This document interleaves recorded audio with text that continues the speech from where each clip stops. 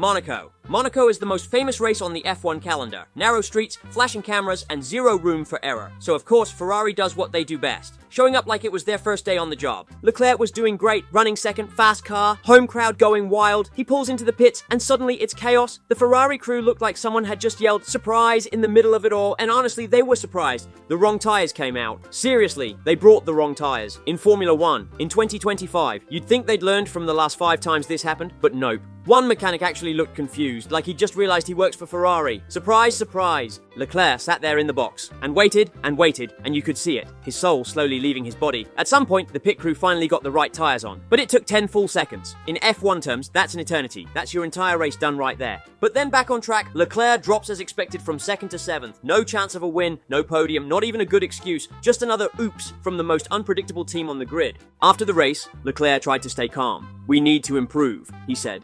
But even his smile looked tired. Ferrari, as usual, gave us the same copy-paste statement. "We will review the procedures." Translation, "We'll mess up again next week." But the fans, oh, they had a wonderful day. TikToks comparing Ferrari's pit stops to clown acts, memes everywhere. Reddit threads titled, "Ferrari Strategy Bingo." People genuinely asking, do they do this on purpose? But honestly, it was just another day at the office for Ferrari. But if you thought this was peak Ferrari panic, just wait till we get to Silverstone.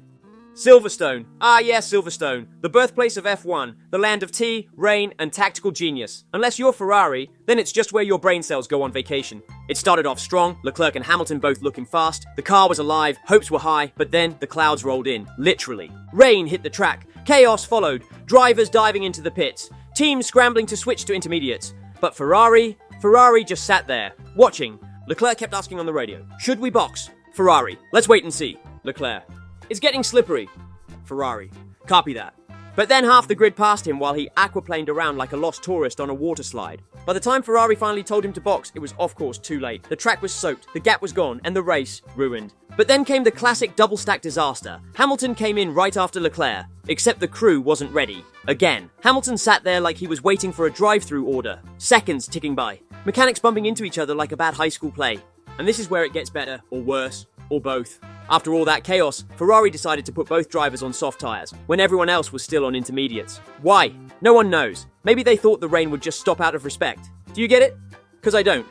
Now guess what happened next? Right, the track stayed wet, the grip disappeared, and both Ferraris slipped down the order like it was an oil spill. The final radio from Leclerc was basically a sigh. He didn't even bother yelling this time, just pure emotional defeat. They finished the race out of podium range, having started in the top 5. Sky Sports did a full post-race breakdown of every decision, and still couldn't make sense of any of it. Just another masterclass in how not to manage a race. But yet, somehow, the next fail required no rain, no traffic, just Ferrari versus Ferrari. Baku, the street circuit that eats cars for breakfast, long straights, 90-degree corners, and absolute chaos. Which is probably why Ferrari showed up thinking, YOLO. The weekend started well. Leclerc was flying. Hamilton too. The Ferrari looked planted, fast. Maybe too fast. Because on race day, Leclerc's engine said no thanks. On lap 8, just boom, plume of smoke. Sudden power loss. He pulled off into the escape road, calmly stepped out, and probably thought, yep, that's about right. Meanwhile, the onboard audio sounded like someone grinding espresso beans. The team radio was classic. Leclerc, "I've lost power." Ferrari, "Copy that." And then silence, as if the entire garage was just staring at the screen trying to Ctrl plus Z reality. But wait, Hamilton was still in the race. Still a chance for points, right? Until lap 18? He slowed down. Same issue. Another Ferrari power unit waving the white flag. Double DNF. The holy grail of embarrassment. Internet on fire. People posting memes of Ferrari engines labeled self-destruct mode activated. Post-race interviews were painful. Leclerc tried to be mature. "It's unfortunate we had good pace." Yeah, we heard that many times. But the team? Oh, they blamed unexpected thermal load inconsistencies, which is Ferrari speak for, "We don't know, and honestly, we don't care." Another weekend, another failure. But now comes one of the dumbest actions of Ferrari ever. Monaco 2025. Back to Monaco. Again. It's qualifying. Saturday. The one day in Monaco where everything matters. Overtaking's impossible, so grid position is king. Naturally, Ferrari showed up ready to trip over their own feet. Leclerc, he's hyped. Home race. Full send. Q1. Easy. Q2. Solid. Q3. Yeah. Not so much. Charles goes out early for a banker lap, sets a decent time, but then heads back to the garage. And that's when the clown music starts. Red Bull and McLaren wait until the track rubbered in. Ferrari, they decided the track conditions weren't going to improve. At Monaco, the track that gets faster every goddamn single minute. Brilliant. But by the time everyone else goes out and drops lap times like crazy, Leclerc's time is shit. He doesn't even make the front row. Hamilton, even worse. He goes out late, catches traffic, and boom, 11 pesos. You could see it on their faces, wondering if there's a universe where Ferrari doesn't sabotage him. The post-quali interview was peak passive-aggressive. Leclerc said, "We thought the track wouldn't evolve that much. We, as in the strategy team that has patent in getting it wrong." Sky Sports had a field day. Brundle said it best. "I'm not sure what they were thinking, but I'm sure it didn't work." Even Crofty was confused, and that guy once thought a bird was a drone on track. Meanwhile, F1 Twitter lost it. One meme had Charles photoshopped in a therapist's office. Ouch. But the worst part? This wasn't even a mechanical failure. No tyre issue, no weather chaos, just Ferrari making bad decisions with perfect equipment. That's stupid at its best. Canada, 2025. The land of maple syrup, polite fans, and apparently, Ferrari doing the stupidest thing you could ever do. It started off at the qualifying, it went decent. Leclerc P5, Hamilton P7, race day, clouds overhead, but hopes high, but then somewhere around lap 54, things started to smell off. Literally and metaphorically. Leclerc on the radio. "Can I push?" Ferrari. "Negative. Fuel saving?" Leclerc. "We are low." Ferrari. "We are tight." Tight. It's code for, "We didn't fill the tank properly and now you're basically coasting on fumes. Good luck." Charles goes from fighting for podiums to being told to lift and coast every other corner. Hamilton gets the same treatment. Two Ferraris, once charging like bulls, now tiptoeing like they're afraid of waking the neighbors. The commentators were stunned. "Why are they so slow?" Brundle asked. But the best part? Nobody else was fuel saving. Red Bull? Flat out. Mercedes? Pushing. Even Alpine was gunning it like they owed somebody money. Meanwhile, Leclerc's being told to drive like he's in eco mode. The final laps were painful. You could hear the tension in Charles's voice. That helpless tone of a man watching his podium vanish into the distance because someone misread a spreadsheet. Again. He finished P6. Hamilton ended up P8. Both looked like they wanted to throw something, but remembered they're on camera. Post-race, Ferrari said they were caught out by higher than expected consumption. Translation, they screwed up the numbers. You'd think in 2025 they'd at least have a working calculator. This wasn't about bad luck. This was Ferrari forgetting the literal gas required to finish a race. Like showing up to a marathon in flip-flops and realizing halfway that you forgot to eat breakfast. That's not even funny anymore. But trust me, you haven't seen peak embarrassment until Ferrari takes on electricity in Austria. Austria, Red Bull's home turf, hills, cows, and one of the fastest tracks on the calendar, which is why Ferrari decided to do something really stupid. The weekend started fine, Leclerc P3 and FP3, Hamilton lurking just behind, but then came race day, lap 21. Leclerc suddenly slows down on the straight. No warning, just poof. Energy recovery gone. The MGUK said, "I've had enough of this life," and took the rest of the hybrid system with it. Team radio to Leclerc, "Something's wrong, no power on exit." Ferrari, "Can you reset sensor mode?" Leclerc, "No, it's gone." Ferrari, "Copy. Gone. Not reduced. Not, we'll try a workaround. Just gone. Just the podium hopes." He limped back to the pits, and that was it. Game over. 0 points. Not even a decent excuse. But Hamilton, he made it to the end, barely. But guess what? His MGUK was also acting up. Reduced deployment, lost 20 kilometers per hour down the straight. People in lawn chairs were almost faster. But the worst part, Red Bull was untouchable that day. Verstappen doing donuts while Ferrari played Minesweeper with their power unit. After the race, Ferrari said it was a cooling issue related to elevation. Elevation? Really? It's the Styrian Alps, not f***ing Everest. Reddit was savage. Imagine spending $500 million a year and your car dies of altitude sickness. Ouch. This wasn't just a parts failure, it was yet another example of Ferrari building fast cars that disintegrate like IKEA furniture under pressure. Still, even when the car does work, Ferrari finds a way to mess up the one thing they should control. Spa-Francorchamps. Raining. Classic Ferrari weather, you think. Lap 26. Rain starts spitting, not enough for wets, just enough to make everyone panic, and boom, an Alpha bins it at Pouhon. Safety car deployed, and there the chaos begins. Ferrari's response, full panic. Leclerc, box now. Ferrari, stand by. Leclerc, box now. Ferrari, in, box now. Charles, already past the pit entry. Classic, he stays out on dead tyres while the rest of the grid dives into the pits off course. Suddenly Ferrari goes from undercut heroes to overcooked clowns. Again. Hamilton meanwhile does box, but here's the twist. The Ferrari pit crew wasn't ready. Why would they be? It's just a race after all. Wrong tyre set, front right mechanic slips, 5.7 second stop. Hamilton rejoins behind traffic. Position lost, advantage gone. Strategy team, probably looking for the manual.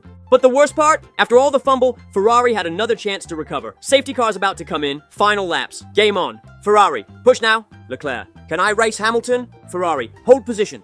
What? Hold position? Charles could have challenged for a podium and they told him to sit tight. Can you still follow it? Ferrari's post-race summary. We made the best call we could in a dynamic situation. Translation. We didn't know what we were doing, but at least we all agreed on it. In F1, timing is everything, and Ferrari's clock is always set to the wrong time zone. But hey, at least in Hungary they'd finally nail the tyre strategy. Oh wait. Hungary. A track that eats tyres and tests strategy. So obviously, Ferrari walked in like, what if we just don't read the tyre data at all? Good plan, right? Everything started fine. Warm temps, decent quali, Leclerc P4, Hamilton just behind. Strategy looked straightforward. One stop, except Ferrari can't do straightforward. It's against company policy. By lap 12, things already looked shaky. Leclerc's rear tyres were overheating. Easy fix, manage pace, stretch the stint. But Ferrari saw that data and said, box now. Like, immediately. Lap 13, earliest stop of the leaders, no undercut, no pressure, just YOLO. Leclerc comes out in traffic behind an AlphaTauri that brakes like it's towing a trailer. Gets stuck. Loses time. But then the real comedy kicks in. Tyre degradation was way lower than expected. Everyone else? Going 20 more laps on mediums. Ferrari locked into a two-stop for no reason. Hamilton's turn. Around lap 25, he radios in. How's the tyre life? Ferrari. We are seeing some drop-off. Translation. We don't really know, but let's just be safe and ruin your race too. They pit him a few laps later, again dropping him into traffic. Same mess, same slow cars. Meanwhile, Verstappen is chilling out front like he's on cruise control. But then came the best part. Leclerc's final stint on hards barely lasted. He was told to push and then save tyres 3 laps later. Even the team sounded confused. Post-race interviews were a festival of awkwardness. Leclerc, we need to understand the tyre data better. Ferrari, we had unexpected degradation. Fans, you all been racing here since 1950. How is this still a surprise? The memes were savage. One showed Ferrari's strategy software as an old Windows 95 pop-up. Ouch. Zandvoort, Dutch GP, Max's Kingdom, and apparently the stage for Ferrari's funniest radio compilation. Lap 15, rain starts coming.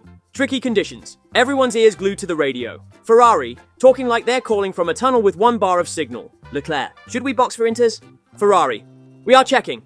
5 laps later, Ferrari, box. Leclerc, too late, I'm already off. Yes, typical Ferrari. But then there's Hamilton, asking for plan updates mid-race. Instead of clear instructions, he gets, Lewis, we are evaluating plan C or plan D. Hamilton, which one is it? Ferrari. Still evaluating. Like what?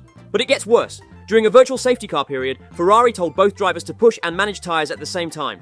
That's like being told to sprint while meditating. Impossible. But the real highlight came around lap 42. Leclerc's engineer tells him to go to mode 7. Charles, what's mode 7? Engineer, stand by. Stand by for a setting that's supposed to already be in the race plan. The poor guy was asking about his own engine settings mid-race, and the team acted like he was calling tech support. Sky Sports couldn't even hide it anymore. Brundle said, these are professional race engineers, right? Dutch GP 2025 proved once again, Ferrari has the speed, the drivers, and the resources. But when it comes to communication, they're operating at walkie-talkie level during a thunderstorm. Italian Grand Prix 2024. Monza, home turf. Tifosi everywhere. Red smoke, red flags, red shirts, Ferrari land. So of course they do something stupid. But not just anyone. Leclerc, the golden boy. The Prince of Monza. Except this time, he launched just a bit too early. Like split second too soon. But in F1, that's enough. The stewards didn't even blink. 5-second time penalty. Boom. Leclerc on the radio. I thought the lights were out. Ferrari. It was close. Brother close? You don't get bonus points for almost following the rules. And the penalty? It hurt. He was in the fight for 3rd place. With the 5 seconds slapped on, he dropped behind both McLaren's and a resurgent Aston, and it only spiraled from there. The best part? The team didn't even tell him about the penalty right away. He found out like it was a birthday surprise. Wait, what? I have a penalty? Affirmative. 5 seconds. Meanwhile, fans in the grandstands went from singing Charles Leclerc to quietly sipping their Aperol. Painful. After the race, Charles was composed but dead behind the eyes. It was my mistake, he said. Respect. But also, how is this still happening? It wasn't tyre degradation. It wasn't pit stop failure. It was just nerves and no grip on timing. On home soil, in front of tens of thousands of screaming fans. And Ferrari, we accept the penalty. Sure, that's all you can do when you self-sabotage before turn 1. But nothing stings quite like pretending a broken wing isn't broken. Welcome to Singapore. Singapore, night race, glamour, sweat, chaos, a race where one broken part can ruin your entire night. So obviously, Ferrari misdiagnosed a broken front wing and sent Leclerc back out like everything was totally fine. Lap 9, minor contact, nothing dramatic, but Leclerc comes over the radio. Something feels off at the front. Ferrari, data looks okay. Okay. Meanwhile, onboard footage shows the end plate flapping, but Ferrari said, carry on. He spends the next 12 laps skating through corners like he's in a figure skating final. Understeer everywhere, loses time, loses places, and finally, they box him. Mechanics rush out with a fresh nose like they just realized, oh wait, yeah, that was broken. But by the time Leclerc gets back out, P13, race over, from sniffing podiums to maybe points if someone else crashes. And Hamilton, he was stuck behind Leclerc the whole time, yelling into the radio like, why is he so slow? Turns out, it wasn't just the car. It was Ferrari pretending everything was fine for half the race. Sky Sports had a laugh. Brundle, well, you can clearly see the wing moving like a flag in the wind. Crofty, but the data, Martin, the data said no. Even Charles couldn't hide it anymore. He gave that look, the one where he's halfway between screaming and giving up. He said, we'll review what happened. Man, he's been reviewing since 2021. Singapore didn't beat Ferrari, Ferrari beat Ferrari again. But if that sounded bad, next up is Ferrari losing to a fuel rig. Yeah, I wish I was kidding. Interlagos, Brazil, high altitude, high speed, high stakes, sprint weekend, things already tight, Leclerc doing decent in quali, Hamilton a bit off, but in the race, disaster strikes before any strategy could even happen. Leclerc pulls in for his pit stop, routine stuff, but the fuel rig said, nah, not today. The fuel nozzle gets stuck. The mechanic pulls it, twists it, taps it like he's trying to fix a broken vending machine. Still nothing. Leclerc just sits there, helmet on, not moving like he knows this is happening again. After what felt like 12 years, it was 8.3 seconds, they finally get the fuel in. By the time he rejoins the track, position gone, race compromised, hopes crushed, all because of a tool that's literally designed to squirt gas. Hamilton, same issue. Not as bad, but enough to delay his stop by 3 seconds. In a sport where tenths matter, that's a full eternity. Commentary team had a field day. Brundle, well, they've got the car, now they just need to make it work. Crofty couldn't believe it. You'd think they tested this equipment before the race, Martin, you'd think. Ferrari later claimed it was a mechanical malfunction under pressure, blah blah blah. Let's be real, Ferrari could make the fastest car on Earth. But if the basic pit equipment works like it's powered by hope and duct tape, it means nothing. Now, technical failures are just the warm-up act. Wait until you see what they did to their own upgrades. Mexico City, thin air, fast track. Perfect place to show off new upgrades, right?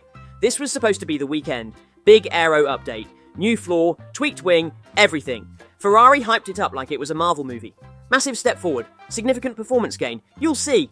Okay, everyone thought. Practice 1. Leclerc's bouncing down the straights like he's on a trampoline. Hamilton radioed in saying, rear feels disconnected. That's not feedback, that's a warning sign. The car was horrible. Not just slow. Weird. The balance was off. The grip was gone. The downforce might as well have been painted on. Quali, disaster. Both cars out in quarter 2, Leclerc 11th, Hamilton 13th. They looked stunned, like someone swapped their SF24s with F2 cars overnight. But then came race day, it was horrible. Just 2 Ferrari cars stuck in midfield, getting passed by Alpines and Haas like it's open mic night. Crofty said it best. I'm not sure what Ferrari brought this weekend, but it didn't work. Brundle was more brutal. It's like they're trying to develop the car backwards. The update was binned by Sunday night. Whole thing gone. Thousands of hours, millions of dollars, straight into the bin. Even Leclerc sounded over it. We need to go back to basics. When a driver starts talking like a kindergarten teacher, you know it's bad. Mexico 2024 was meant to be a step forward. Instead, it was a faceplant. Ferrari overpromised, underdelivered, and somehow made their car worse with more parts on it. It's not just about speed, it's about knowing what you're doing.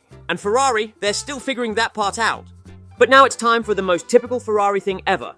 Sometimes Ferrari doesn't even need a race to embarrass themselves. Sometimes all it takes is a microphone. Post-race, Abu Dhabi, end of the 2024 season. A messy year capped with a forgettable race. Ferrari off the podium, out of answers, and still somehow confident enough to fire off this quote from a senior team member. We believe we've shown strong consistency this season. You mean consistency, as in consistently bad, consistently wrong calls, consistently lighting points on fire? Even the drivers looked confused. Hamilton gave his usual looking forward to improvements line, but you could tell, internally, he was screaming. The press jumped on it too. Sky F1 put it in the headline, Ferrari proud of consistent season, despite 7 strategic errors and 4 DNFs.